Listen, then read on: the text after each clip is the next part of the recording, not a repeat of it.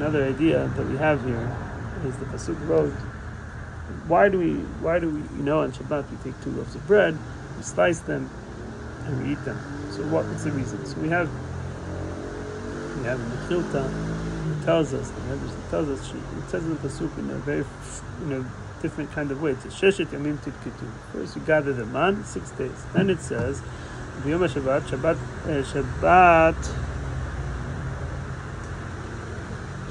lo yeh bo. So it says B'yom Shvi'i Shabbat. I already know from the 6th day that there's not going to be the 7th. I know there's 7 days. I know there's 6 days of gathering. I already know. No, he says B'yom Shabbat lo yeh bo. So Mechilta says, why he's saying it's too. He's saying it, and then he says lo yeh bo. B'yom Shabbat lo. I was it enough. What do you mean lo yeh bo? So Mechilta tells you, he's saying different things. He's saying Yom Shvi'i, B'yom Sheshet Yamim that, and the 7th day that's Shabbat. B'yom Shvi'i Shabbat lo yeh. That's saying Yom Kippurim, that there won't be man giving from heaven. But lo yeh bo, that's YomTov. Fine. We have this idea that Shabbat, Yom Kippur, YomTov, there isn't any man.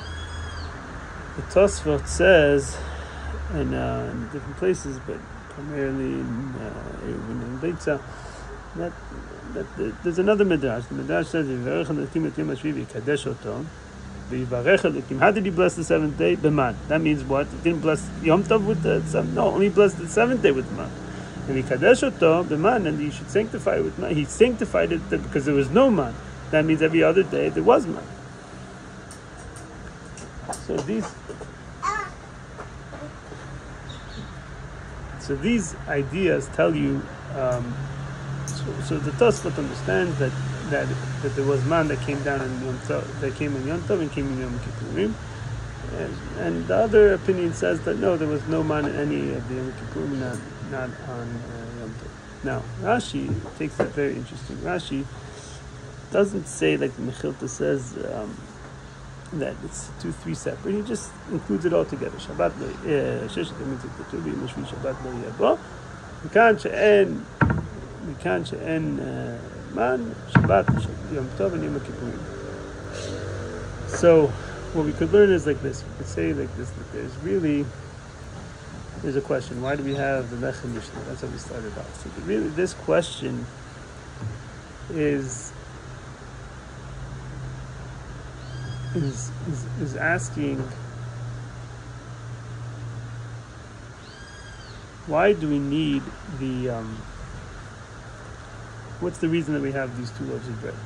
Are these 2 loaves of bread because this is a holy day, because it's Shabbat, and therefore it has to have an important meal, and because it was a double portion meal, so also this meal has to be a double portion?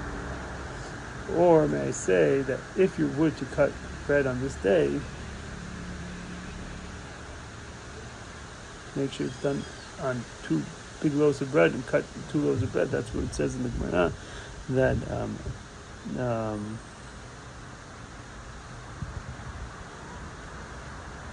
you have to cut.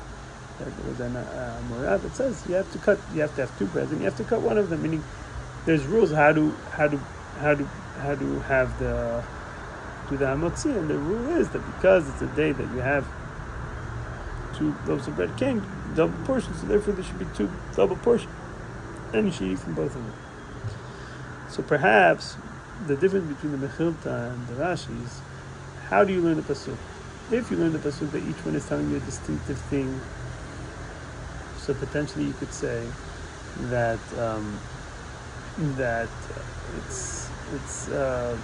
there could be differences between the 2 because they're not entirely the same. It just happens to be that we learn the same halacha, but it doesn't mean that they're the same in each area. But if Rashi says his halacha, his limud, as everything all together, this is more like telling us that they all have the same exact characteristics of how to do it. And we could bring this out in the Rambam. The Rambam writes in Chot Shabbat, it says you just need to have 2 breads. It doesn't specify how it's supposed to be done. It says צריך לקבוע כל סעודה משלושתן עליה, אני מבצע שתי כיכרות, וכן בימים טובים, meaning that there has to be 2 kikarat. Why? Because it's an important day. It doesn't specify the how you're cutting it. And in Hilchot Berachot, he mentions the same halacha, but he says goes into more details. He says, take a full loaf and cut that. Then he says what you should do if you have a full loaf of a less quality bread. And then he says on Shabbat you should make sure you take a piece from both pieces of bread. That he holds it when he says the bracha, he holds them up in one. He holds both of them up and then he cuts one. So this could be the distinction that, according to the Tosfot, according to the Tosfot that they held that the man, the Bet Yosef actually brings it. The Bet Yosef brings from the Rif that the biyamim tovim inami by livtzoa bet kikorot keshabbat. Ve'ikar chiyuva b'shabbat. Why? It's the reason that you had to have because 2 loaves because lo havama nachit b'shabbat. It did not come down. But yamim tovim also didn't come. So based on that logic, whenever the man didn't come down, you have to have 2 loaves of bread to remember that, and that includes yamim tovim. But he doesn't specify that they're entirely the same at all periods of time. It could be that it's it works like this. According to the Tosfot, that there was man on YomTov, and how he said that there's midrash chalukot. That's to tell you that you don't need to have Lechem Mishneh on YomTov.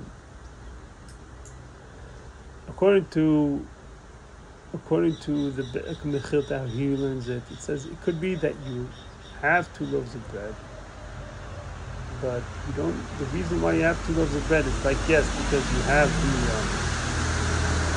have this idea that it's not that the man didn't come down, but it could be that it's only because it's not because it's a very sanctified day, because it doesn't have the midrash that says that doesn't exist by YomTov. That's not how it's blessed. Perhaps you could say there you need 2 loaves of bread as remembering, so that means you have to do the order of how you cut the bread, that there should be 2 of them. But regarding the actual day, the sanctity of the day demands that you should have it, there should 2 loaves of bread. That's unique for Shabbat. Where would that express itself? Express itself as like this. If I'm doing a 4th meal, that's not required. And I'm only required to do the b'tziat. I'm only required to have 2 loaves of bread in the point and to cut them in a very specific way, both of them.